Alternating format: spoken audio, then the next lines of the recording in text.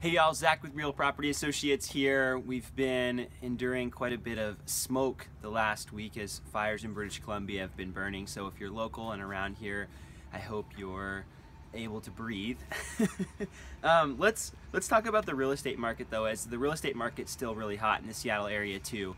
But for the first time in 6 months since January, we didn't set a median sales price record in the city of Seattle. Now, prices this last month were up 15% over the year before, so prices still climbed quite a bit, but we set our second highest median sales price, not our first, this last month.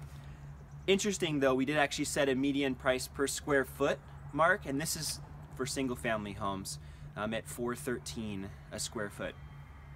Now, overall median sales price, Seattle up 15% year over year. Shoreline actually did set its median sales price record and eclipsed $600,000 for the first time, and they're up 25% this time over last. Now, part of me thinks, and I didn't dig too far into this, but part of me thinks maybe there were some pretty high sales, some sales that were $2, $3, $4 million that closed last month in the city of Shoreline, as there's a few pockets of those that might have bumped the median sales price up.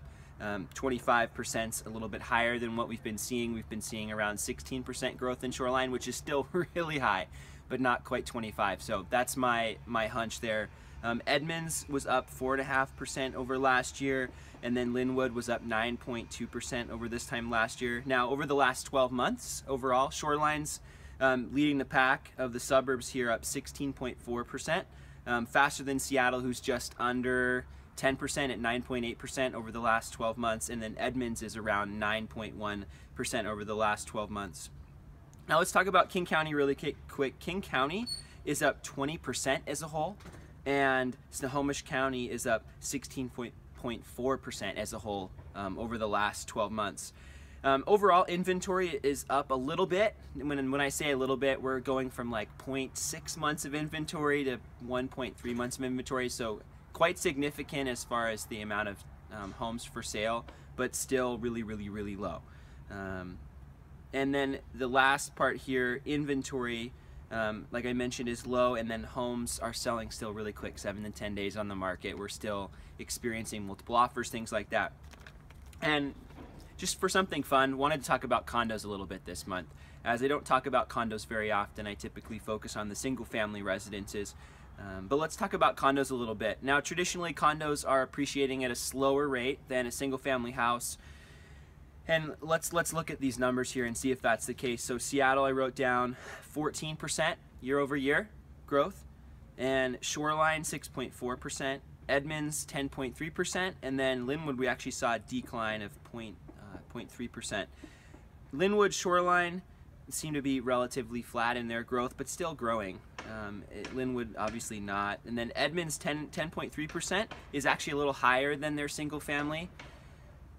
Hard to speak to this, but my hunch is that the prices were still really low and hadn't quite recovered from the market crash a few years back, and so that's why we're seeing those prices at a higher rate. Now Seattle, prices are actually up on the condos 14%, which is actually really close to what the rate of growth is for the single family.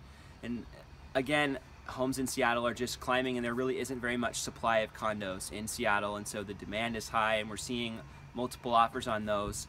In Shoreline, Edmonds, Linwood, we're not seeing as much competition. We are seeing a little bit for the condos percentage over list. We're seeing 102%, 102%, Shoreline 103%, Seattle 103%. So we're still seeing homes selling over the asking price, but not quite as steep as the 8%, 10% over that we were seeing for the single family houses. So there is still competition for the condos, don't get me wrong, but not quite as much competition.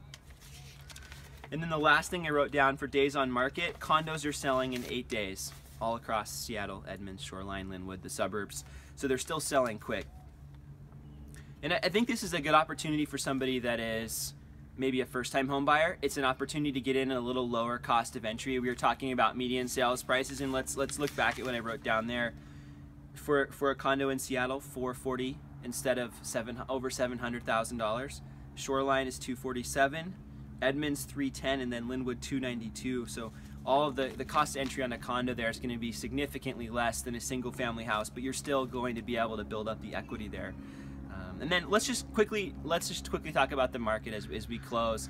I think that we're going to continue to see this growth, and I've been talking about this for a while. We're still a city that has quick and exponential population growth, steady job growth, and I do believe that Seattle is a city that is rapidly changing and will be forever changed. So if you're thinking about buying right now, this is the time to get in, as prices will continue to climb, in my opinion, for the next few years at least. And if you're thinking about selling and you're planning to move on, or thinking about maybe selling and buying something a little larger, this would be the time to do that. Again, please, if you have any questions, I want to be your real estate agent. I want to be your resource. Until next time, bye for now.